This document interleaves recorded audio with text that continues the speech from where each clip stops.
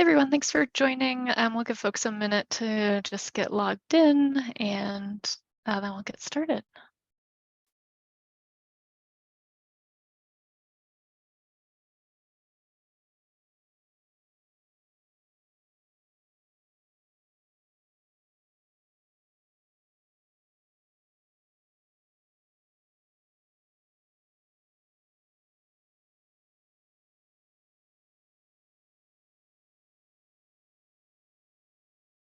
Great. Looks like we've got folks rolling in, so we'll go ahead and get started for today. Thanks everybody for joining. My name is Jenny Sumner. I work at the National Renewable Energy Lab and happy to kick off our webinar today on community solar deployment and subscriptions. You can go ahead to the next slide, please. We have a great team presenting today of researchers at the National Renewable Energy Lab, as well as University of Minnesota, and representation from our Department of Energy colleagues as well. So we have Kai-Feng Xu presenting research from data that he has gathered on the community solar market and some of the trends there. I'll be talking about the current status of the market as well. Gabriel Chan is an associate professor at the University of Minnesota, and we'll talk about some of our cost savings estimates and financial structures. And then Anna Balzer will be presenting from Department of Energy on the National Community Solar Partnership as a whole. Next slide. So we've got a lot to cover today. I think we will be probably overwhelming you with slides and lots of information. Just a quick note that we will be publishing this slide deck and recording this webinar as well. And you can expect an email probably sometime next week that provides links to those two resources so that you don't need to be capturing everything on the fly during this session. We're going to cover a lot today, focusing on some welcome and introductory remarks from DOE. Then we'll turn to a market status, which I'll cover. And then we'll hear a lot from Kai on policy and market drivers, leading community solar states, and LMI community solar, which is a growing trend. We'll conclude the webinar with some slides on the subscriber value proposition and how that has changed over time. Next slide. With that, I will turn it over to Anna. Thanks. Thank you, Jenny. And on behalf of the National Community Solar Partnership team at the Department of Energy, all of our colleagues at the National Renewable Energy Labs and Lawrence Berkeley National Labs, I'm really delighted to welcome everyone to this webinar. I'm going to be providing a brief overview of the program that supports all of the data and analysis work you're going to be hearing about today and supports many other tools and resources. But first, I think it's really important to ground this conversation and the information that we're going to be sharing today in why we do this work. I think if you're in the room with us today, you understand that community solar is a really important model for solar deployment, mostly because it allows all households and all businesses, regardless of whether or not they're able to host solar on their own property, to take part in the benefits of this solar transition, which we know is happening really rapidly across the country. And what we know and what we're going to discuss a lot about today in the slides that follow is that even though community solar is a great model, it's not accessible for everyone yet. There's a lot of opportunity for more growth in community solar. Right now, community solar is just 5% of all solar deployment in the US, and under 3% of community solar is dedicated to low-income households. This opportunity to make community solar more equitable and more accessible is why the program, the National Community Solar Partnership, exists. It's also likely why a lot of you here today have become members and close collaborators of the partnership. But I was able to take a quick look at the registration list ahead of this webinar today, so I know that not everyone is an NCSP member and may not be familiar with the partnership. So I wanted to take a little bit of time up at the top to explain a little bit more about the program and all of the different resources that it provides. So the National Community Solar Partnership is funded directly by Congress to advance our mission of making community solar more accessible, more affordable, and more equitable. And we do that in three main ways, which you can see here. The first one is data collection. You're going to be getting a deep dive into that today. The second is technical assistance, which we deliver both at the group level and individual level, all at no cost to members of the National Community Solar Partnership. And then we also have an online community platform where all of our members can connect with each other, share information and resources, and ask questions. Go to the next slide. In 2021, the National Community Solar Partnership set a target to leverage all of our resources to help the community solar industry grow to 20 gigawatts by 2025, which is enough to serve the equivalent of 5 million households and to provide $1 billion in cumulative savings to subscribers. To reach that goal, we worked really closely with all of our National Community Solar Partnership members and other stakeholders to identify the most pressing and persistent barriers to deploying that community solar. So we can go to the next slide. In doing that, we created a set of 5 initiatives that were designed to address each of those barriers that our community identified head on, and to do that in collaboration with our community. Today, all of these 5 initiatives are up and running, and they're building and sharing tools that advance community solar access, including, I think we can click the animation, including technical assistance. We have a direct technical assistance program that's providing no cost support to any of our NCSP members on issues that they're tackling within their communities. A states collaborative that has over 30 member states that meet regularly to discuss issues of creating and supporting community solar programs and policies. A program called the Community Power Accelerator, which drives more equitable access to the financing and funding that makes community solar deployment possible. And the Low Income Clean Energy Connector, which is really helping to connect low-income households with community solar subscriptions that provide savings by leveraging some of the structure around the LIHEAP, Low Income Home and Energy Assistance Program. And then we also have our Education and Outreach Initiative, which is supporting programs like the SENI Awards for Equitable Community Solar to recognize projects and programs that are really excelling at delivering benefits to subscribers and their communities. Go to the next slide. So these initiatives are helping us get to that gigawatt goal, that household goal, but that's not all that we're trying to do. We're really also trying to provide resources that ensure that community solar, when it's developed, is providing real and meaningful benefits to subscribers and their communities. And the benefits that we're targeting are low and moderate household income access, greater household savings, driving more dollars to households through community solars, identifying opportunities for greater resilience, both at the individual and community level, and grid benefits, opportunities for community ownership and other wealth building, and then opportunities to help develop a more equitable and accessible workforce and support all types of entrepreneurship through community solar. So today you'll hear a little bit about how the industry is meeting these targets and delivering these benefits, but we know that we're not there yet, and we're going to cover that. So we really encourage everyone that's on this webinar today to join the National Community Solar Partnership and leverage all of these resources that we have to help us continue our work towards a more equitable solar future. I'm going to be dropping a couple of links in the chat for everyone. One, to register to join the partnership if you're not already a member. I'll also share some of our contact information if you'd like to reach out to us directly. And then I'll also be sharing a link to recordings of a lot of our webinars, including where this one will be posted eventually, if you'd like to learn more about the work that we're doing. And with that, I will turn it back over to Jenny to dive into the main content of this webinar. Thank you. Thanks, Anna. Appreciate it. Yeah, I'll start digging into the content, and please feel free to post any questions. We will have time for questions towards the end of the webinar, and I'm happy to take those as they come throughout the webinar. So just an overview of how this work fits into the National Community Solar Partnership. The sharing the sun data collection was one of the first tasks we started with through the National Community Solar Partnership. We started this data set really robustly in 2018 and continued to update it once or twice a year. The foundational data set includes a lot of relevant components about community solar projects. These are things like, where is it located? How large is it? who is the utility in that service territory, and when was the project interconnected.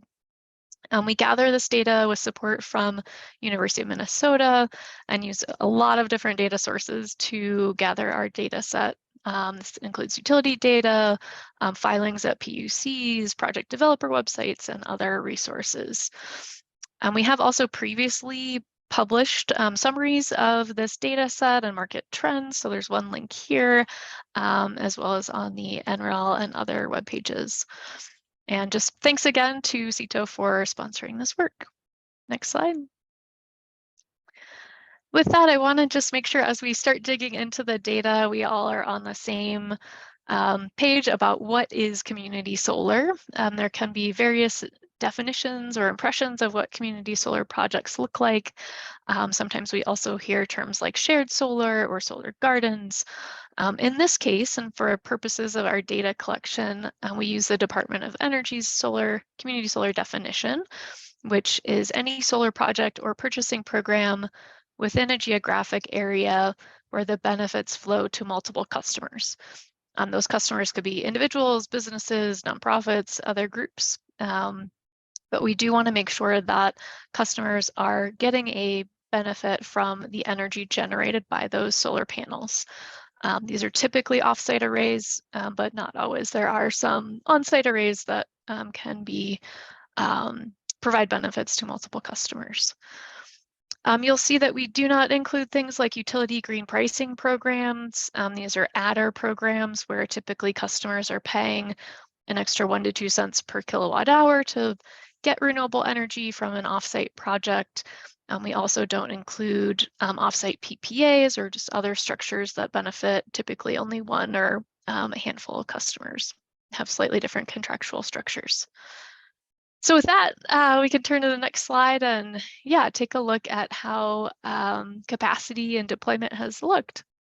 So in terms of total community solar capacity at the end of 2022, we had about 6 gigawatts or 6,000 megawatts of capacity spread across a lot of projects. So about 2,500 projects in 43 states and Washington, DC. We do see that there is a lot of variability in terms of the capacity deployed per state. We'll talk about this a little bit later on as well. Florida remains in the top position in terms of capacity installed, and you can see the number and large size of projects that have been installed there recently. I like to show this figure mostly because it helps us understand that different states have different policy priorities, and some have limited the size of community solar projects. So you see smaller bubbles, but lots of them in certain states like Minnesota or New York. Other states have taken different approaches, like in Florida, where you see a lot of larger projects starting to crop up through Florida Power and Light and a couple other utilities. Next slide. When we look at installation trends year over year, I think one of the most important things we see in the recent data is that 2021 was a banner year for community solar installation with over 2 gigawatts installed. We saw some slowdown in 2022 with just about 600 megawatts installed in 2022. So some slowdown in growth. We think that's likely due to COVID impacts, some supply chain issues, siting issues, and interconnection challenges. Next slide.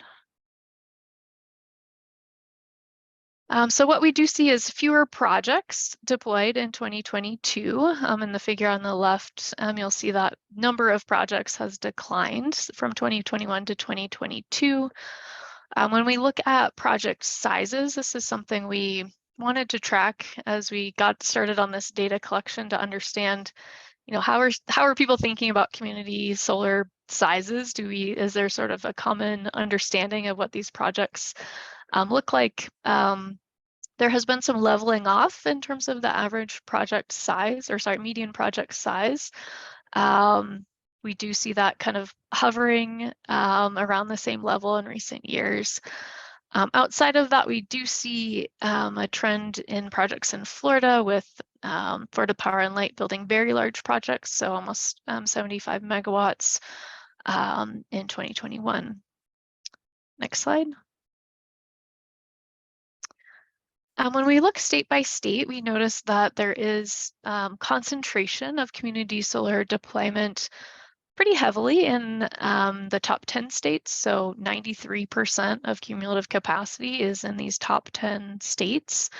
And even within this top 10 list, you can see that the top 4 states are really driving the market nationally. So Florida, New York, Minnesota, Massachusetts account for about 75% of all cumulative capacity.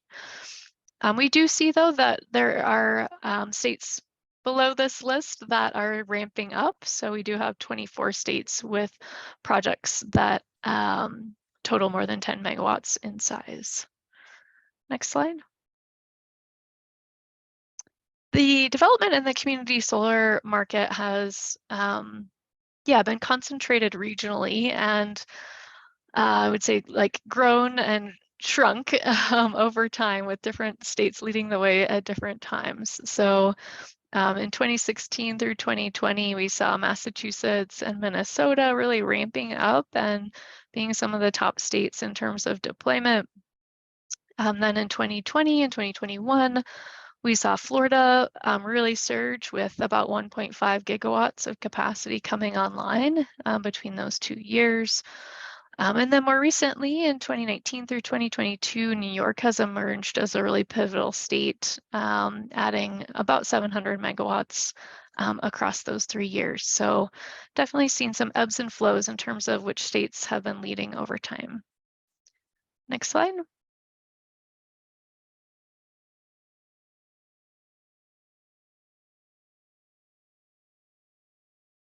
Not seeing it change yet. I don't know if it's just me. There we go. Great. I will turn to my colleague Kai to talk about the impact of policy and market drivers. Thanks. Yep. Thank you so much, Jenny. Hi, guys. This is Kai from NREL, and today I'm going to present some our market and policy studies about like the current community solar market, as well as like forward-looking things. And the first section is discuss about like the policy trends. The next slide, please.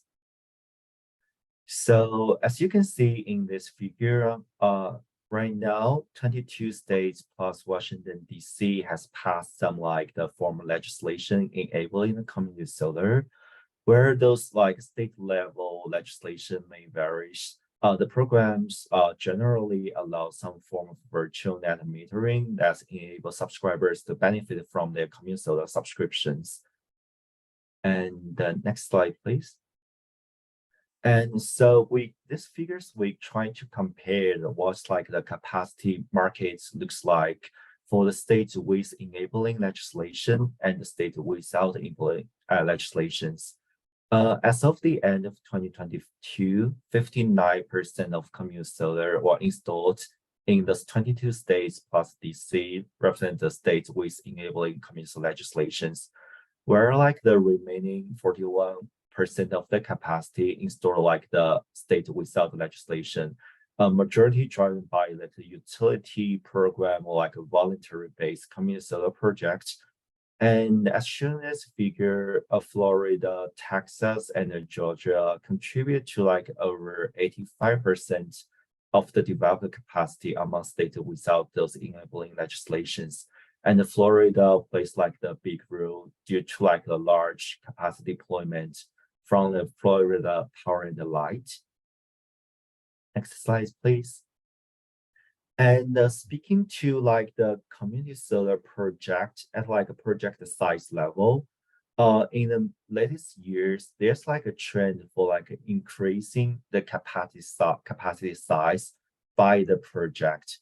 For now, we notice like 21 states and the DC set like a maximum size for community solar project. And this bullet point shows like what's the changes in the most recent years.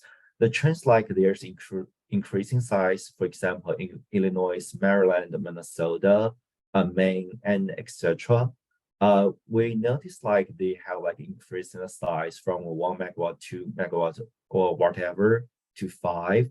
Some states like Colorado has increased the project size to 10. This applies to the states for enabling policies.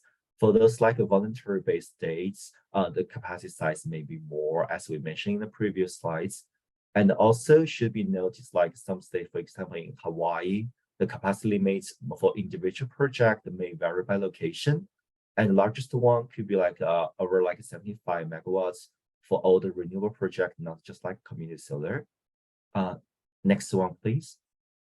So as past the slides talk about like the system size, and this slides will give an update of like the program caps. This one, like as of right now, we notice like at least the 19 states and the DC include some like a cap related requirement to the state level community solar programs. And the figure on the right shows like 14 out of them. As you may notice, like where like majority of the program are dedicated to the community solar only. There are some states, for example, like New York and Massachusetts, also have like a program to all solar, and the community solar is served like a portion of that one. Some remaining states, such like California, Illinois, may have like multiple programs. And Washington, D.C., the targets may relate to like house related. It's not just like a capacity one. And in addition, for some like the states does not have like the legislation on the community solar, like Florida, South Carolina, or Wisconsin, they have like a utility lead program, also have set some like a capacity target as well. So next slide.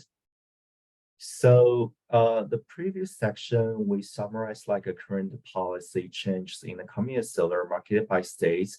This slides, we're gonna talk about like those leading community solar states with like a focusing on like the forward looking, what's the market's gonna look like in a few years, and what's like the key markets we need to pay attention to. Next slide, please. So in this section, we are focusing on the states not only they have current huge capacity, as well as they have like a potential in the next few years. As this figure shows, like we're trying to do like studies on the states have like the planned project capacity over like a 50 megawatts. In this study, where like the planet in our study refers to project has awarded on the construction and are likely to come online in the next few years. And if like the state level program or like wait listed or like still in like the very beginning phase may not include in here regarding to like accumulating capacity. So as of like the first half of 2023, like June 2023, we noticed that for those leading states, there are at least like 6.9 gigawatt community solar capacity is planned, and it's very likely to come online in the next few years. And Florida and New York again contributed to like majority of them, or with like a combined 4.5 gigawatts in the queue, which means like also like in the planet. And we're gonna introduce, I'm going to discuss about like each of the trend of by states in the following slides. Next one, please.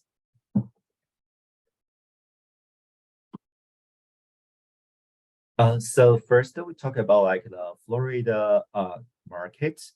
Florida one are mainly driven by the Florida Power and Light, as well as like the Duke Energy. So by the first half of 2023, there are about like a 1.8 gigawatts community solar in operation. And also like the Florida Power and Light and the Duke Energy in total, they have like about 2 gigawatts about to come online in the next few years planned. It should be noticed like in our studies, we use like the AC capacity to represent all the community solar capacity. For those like the program, if they does not specify the megawatts AC or DC, or like if they use that DC, we use like a DC AC rate as 1.3 for the conversion. Next slide, please. So the second key player is New York. New York's thriving community solar landscape, like currently they over 1.3 gigawatt AC in operation, and they also have like a robust capacity planned. We notice like New York right now, at least they have 2.5 gigawatt AC community solar planned. And while like New York set a goal to achieve like a 10 gigawatt of like solar capacity installation by 2030, a significant driver for this like a 10 gigawatt goal were contributed by like a community solar deployment. Next slide, please. While like there's the increasing of like a capacity installation in New York City, we also notice like they're increasing for like a community solar and with storage project ongoing. Although right now they're only the community solar plus storage projects quite small. For example, in New York, they're only like less than 30 projects like paired with storage over like about like 870 projects. The capacity they actually contributed to more. This represents like 7.2 cumulative capacity regarding like a solar panel storage. So this market currently is very small, but it's likely to increase in the future. Next slide, please. Minnesota ranks like a number 3 regarding to like the market potential. So right now, like the Minnesota program, mainly operated by the Xcel Energy, has built like over 900 megawatt AC by the first half of 2023, and they have like 300 megawatts in planning. Next one, please. And then we move to like a Massachusetts one. Massachusetts currently build like 880 megawatt of the project, and with like 250 pending.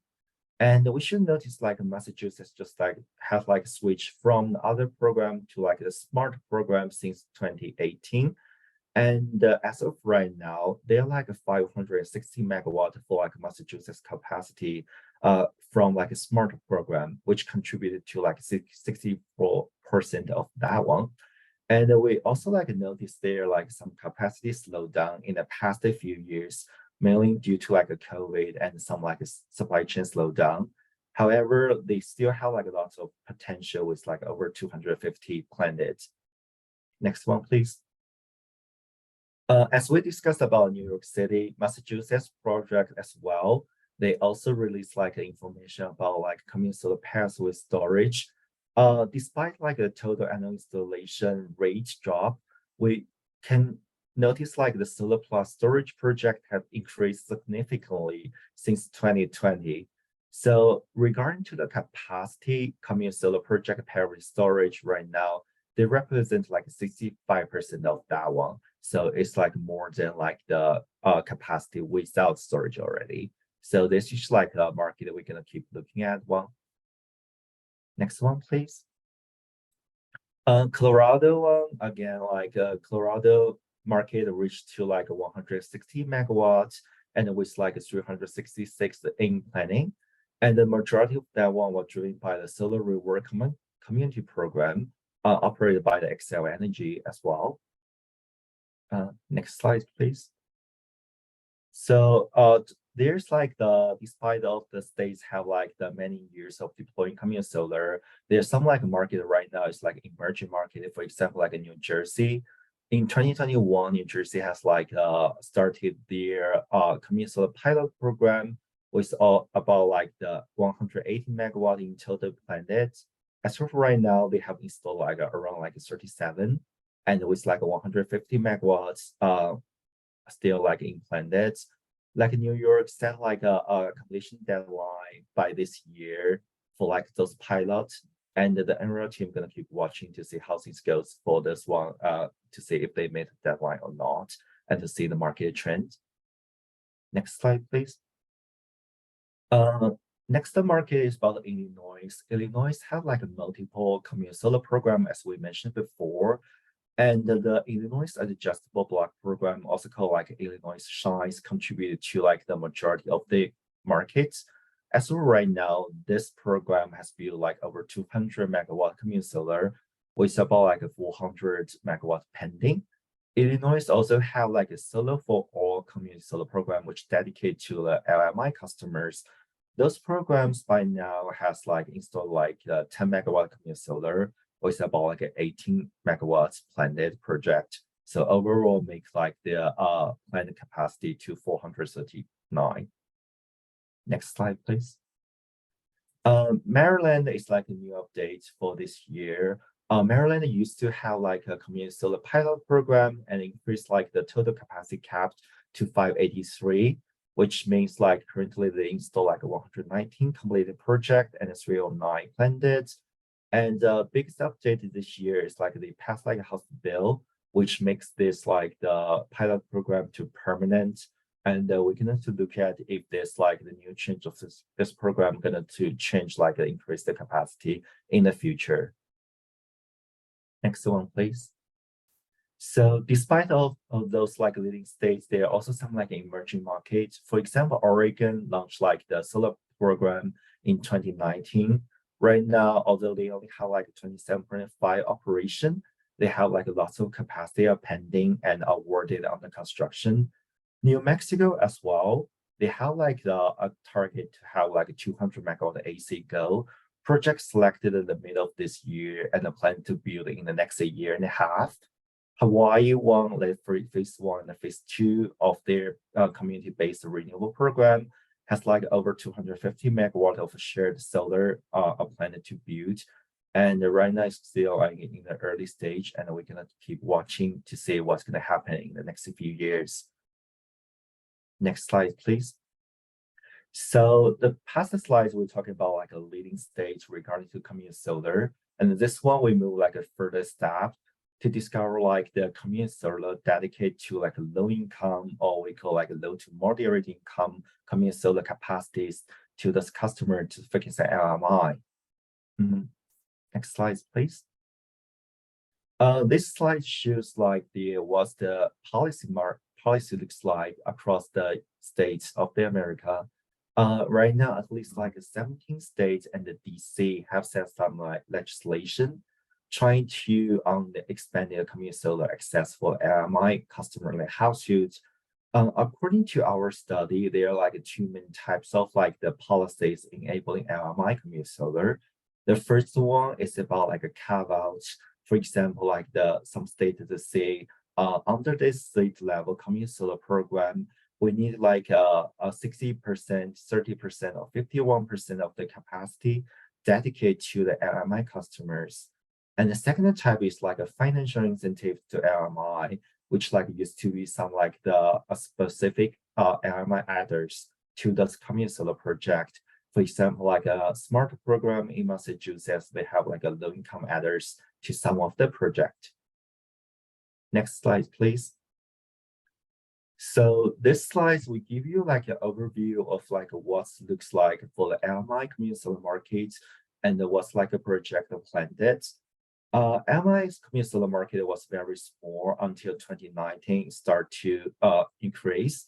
However, currently they only contribute about like 2.3% of like the entire community solar market until 2022, and still like a very small portion until like the first half of 2023. And we should notice like we should want to ask to highlight our methodology of how we estimate our LMI community solar capacity. So this figure during our study, we only capture the conservative LMI capacity based on program carve-out numbers. For example, if like the state level program to see for this project, each project requires like at least a 51% reserve for LMI. We just use like a 51% to calculate the potential LMI capacity.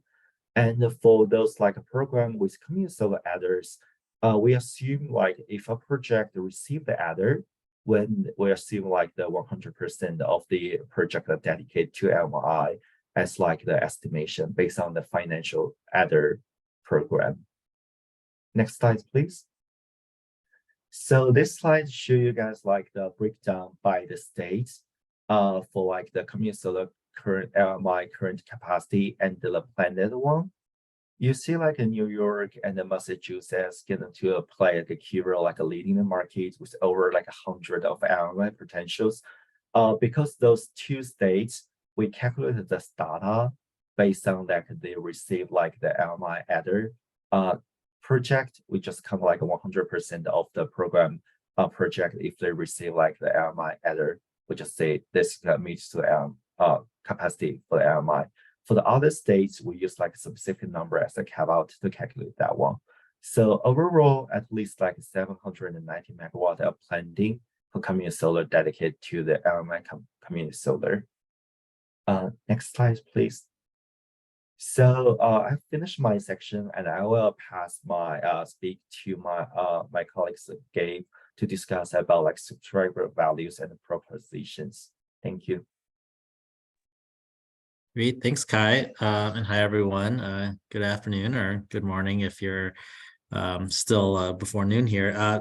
Thanks. So for my part of the presentation, I'm going to be talking about our analysis of value to subscribers of community solar and show some of the data collection that we have been taking for the last several years related to the subscriber value proposition of community solar. Let's go to the next slide. So in our analysis, what I'll be presenting here is how we have tried to standardize and get to an apples to apples basis of subscriber value. One of the analytic challenges of doing this kind of work is that community solar's subscription terms and reimbursement terms can vary quite a bit. Community solar subscriptions can be articulated as a pay upfront kind of contract where there's a initial payment, kind of like as if you were buying the panels or directly leasing those panels. There can be pay as you go where you're going to pay over time, more like kind of like a power purchase agreement. And then there can be other kinds of variations, like a fixed discount amount that's pegged to your utility costs. So all of this just creates the analytic challenge of trying to get our financial analysis of subscriber value onto the same terms. So to do that, what we do is we calculate the net present value of community solar subscriptions. And then we also are calculating what we're calling an annuity equivalent, which is basically to say, what is the equivalent value for a community solar subscription as if you were paid a fixed amount per watt per year. And so what I'll show here is some of our analysis, both around the net present value and the annuity equivalent of subscription contracts. To do this analysis, what we've done is we have collected as many community solar contracts as we can. We have hundreds of them at this point, and we try to match them to the community solar project data that we showed earlier in the presentation. And then we take some different assumptions, financial assumptions about how these community solar contracts will play out over time, which involves making assumptions about the rate of solar degradation, the rate at which utility rates will change, and just the economic discount rate. Okay, next slide. In this analysis, we are trying to also not just standardize how we're comparing the financial terms, but also a few other things, including standardize the subscription size, so that, again, we're comparing apples to apples. And then we're bringing in some additional data sources. We're bringing in data based on for retail rates of electricity, in places where community solar value is pegged to the retail rate, whether it's a virtual net metering arrangement or it's a fixed discount program. We need to know what the cost of electricity is where these subscriptions are applicable. And then we also are taking into account the different amount of solar production. Again, because some community solar subscriptions are articulated on a per watt basis, not a per kilowatt hour basis. We also need to know the solar production rates in different areas of the country. All right, so next slide, we'll show the analysis and some sensitivity here. So what we're showing here is on the left, that net present value that I was talking about earlier. This is like the upfront cost or benefit of the subscription per watt. And then on the right is a depiction of the same exact data, but now articulated in terms of the annuity equivalent. And so this shows the cost or benefit to the subscriber for every 4 kilowatt subscription, which is a pretty typical to smaller size subscription that we see in the market. So, bit of analysis here. when we start collecting data, here going all the way back to 2014, we're seeing that most of the community solar subscriptions in those early years have negative value. And what this means is that these were premium products. They cost money to become a subscriber. And so, for example, for the typical project in 2014, it cost the equivalent of $112 for every 4 kilowatts to become a subscriber in those years. But then as we see more and more community solar came online, we start to see that the actual value turns positive and then actually reached a maximum in our data collection in 2018, when there were a number of now very large programs with more generous reimbursement patterns shown here. And we see that in 2018, our calculation of annuity equivalent was $178 per year for every 4 kilowatts of subscription. But then we start to see that after that point, a lot of the markets that were very policy driven started to really grow in size and become more mature. And as those markets mature, there's more stabilization in terms of the typical kinds of contracts that were being offered. We start to see a lot more of these fixed discount, 5 or 10% subscription contracts being offered. And we start to see for the last few years, the typical subscription, again at that 4 kilowatt size, was a little over $100 per year in benefit to the subscribers. And you can see here the error bars. Those error bars are taking into account those sensitivities that I showed earlier, the different discount rates or solar degradation rates or utility retail rate escalation factors. Okay, next slide. So this is actually my last slide. The next thing that we did in this analysis was take the average value of subscription contracts and then match that up with the actual community solar market data, the amount of capacity that's been deployed, and tried to compare that against the NCSP's goal of achieving $1 billion in bill savings through 2025. And what we see here is that solid blue line starting in 2014 and then going up shows the total achievable bill savings, which is, you can think of it as, imagine the community solar project development, state by state and utility by utility, received the full amount of that capacity, received the typical residential community solar subscription contract. And so we multiply those together to get the aggregate or countrywide total of potential bill savings if all the capacity in the community solar market was subscribed to by residential subscribers on the typical contracts.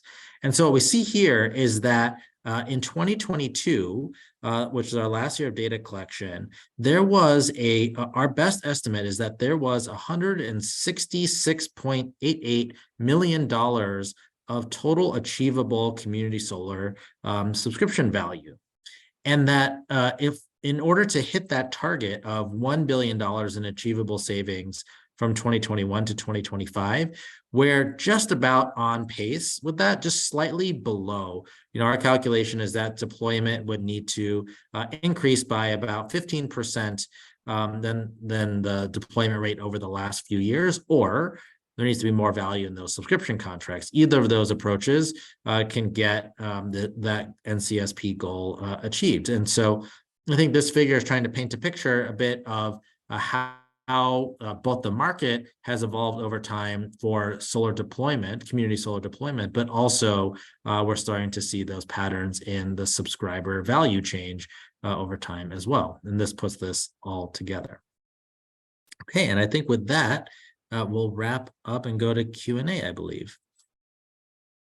Yeah, thanks so much, Gabe and Kai, for presenting. It's great to see all of the great data, and I know folks have been answering questions in the Q&A field as we have gone. So I'll recap just a few of those questions and answers, and would invite people to submit additional questions that they might have. But just as, some quick reminders, we will be sharing the recording and presentation slides. We will send out an email once those resources are available. The recording will go on the NCSP YouTube playlist, which Sarah put a link to in the chat. or in the Q&A response. Thank you.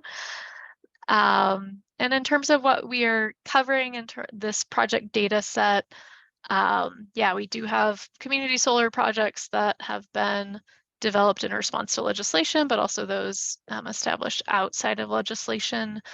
This can be by a muni or a co-op or an IOU that is developing a project outside of a mandate. So please check the Q&A threads for details there. I will pass one question that came in to Gabe. For the $1 billion savings goal, can you talk about, is that for commercial and residential customers? Yeah, thanks. And yeah, I would invite DOE colleagues as well. I believe the goal is set at $1 billion, and I'm not completely certain if the goal itself specifies whether that's combined commercial and residential savings. However, the goal does state 5 million households or equivalent in subscription in subscribers. And our data collection really only focused on the residential subscription terms.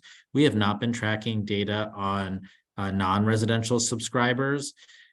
Oftentimes the non-residential subscribers can either be standalone subscriptions, but more and more we see them acting as what are sometimes called anchor subscribers, meaning they're there to provide kind of a large chunk of the subscription capacity and provide some more financial assurances to enable community solar developers to access lower cost financing and manage some of the turnover in community solar subscribers.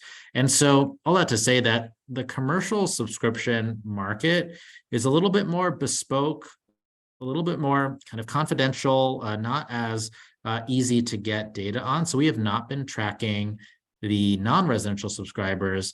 And as it relates to the NCSP goals, and I really think that 5 million households is how they're thinking about the breadth of the residential subscription market, in addition to that $1 billion goal.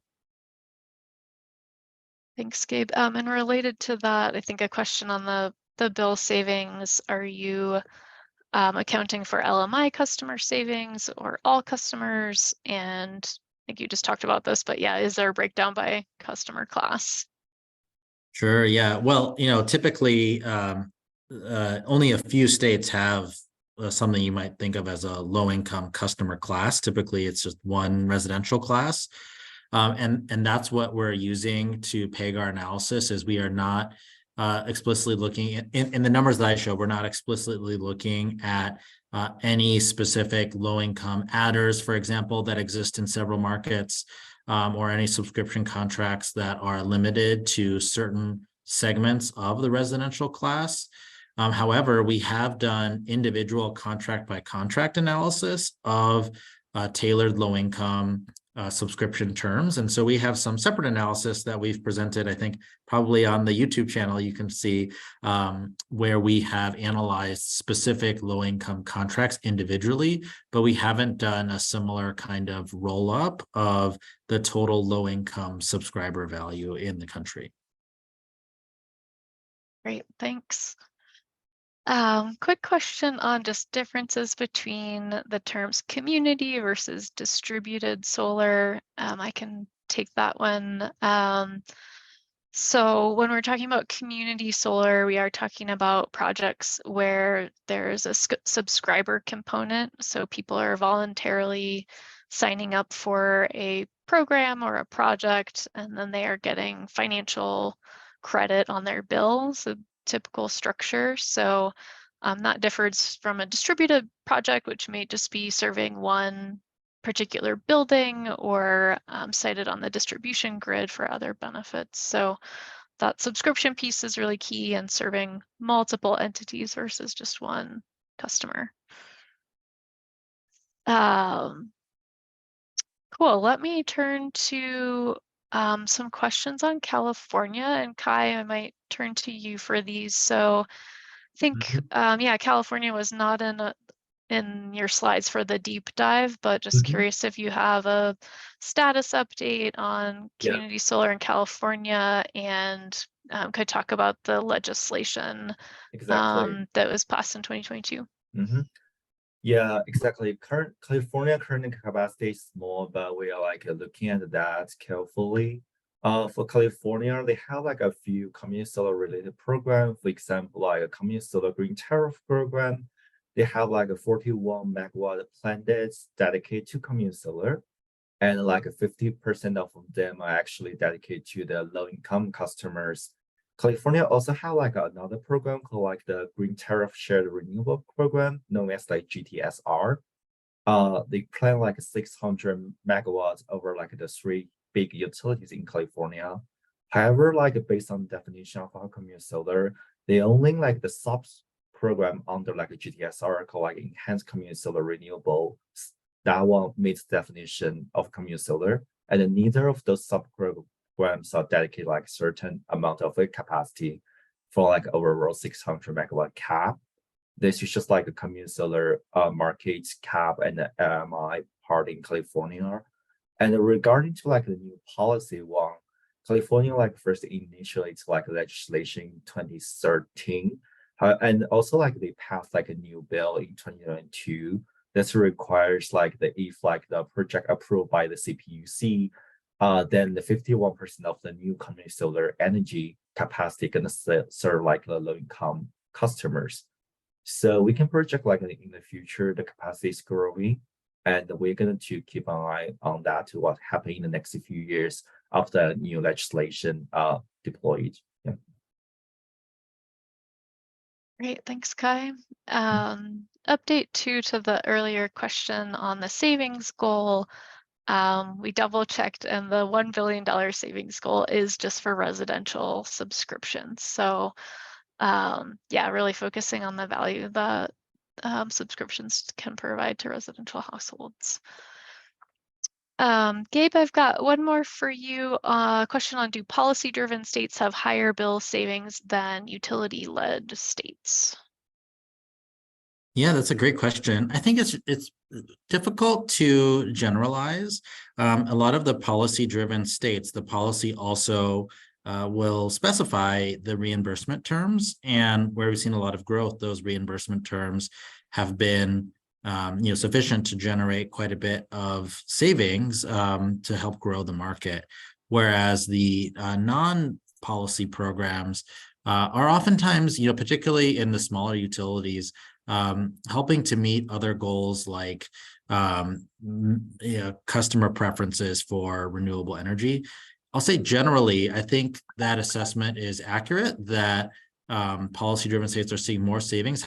However, one of the largest counterexamples is the Florida Power and Light program, which we do find has significant customer or subscriber savings. And so, yeah, it's difficult to generalize that question. You almost have to go case by case for the non-policy programs.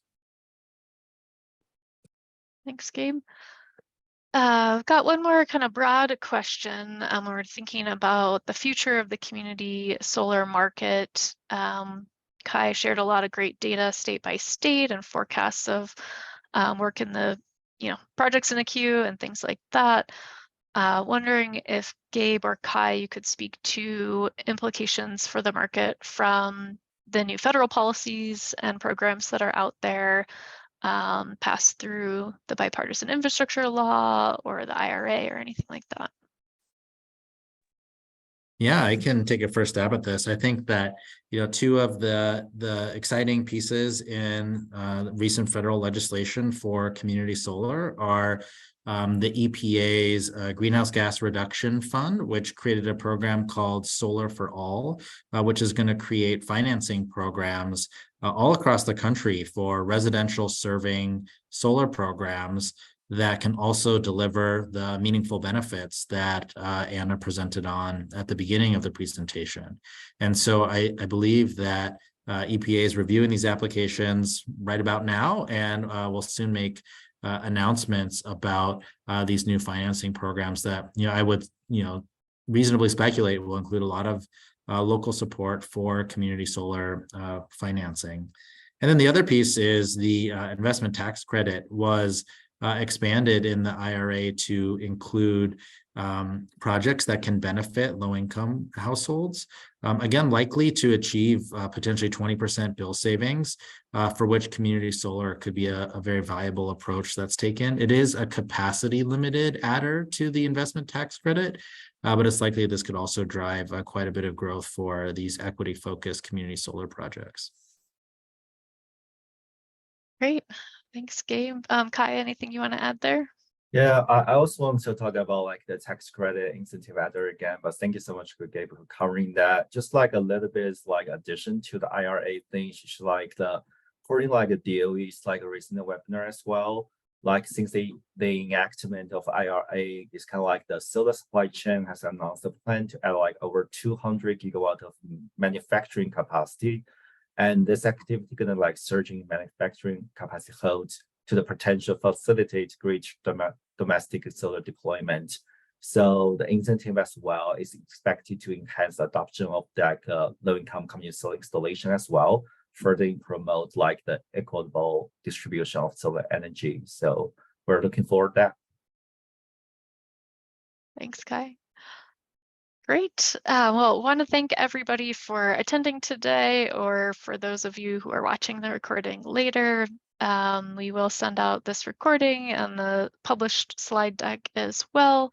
And please do check out our data set and just other available information on the community solar market. But thank you to Gabe and Kai and Anna for today, and we'll go ahead and wrap up.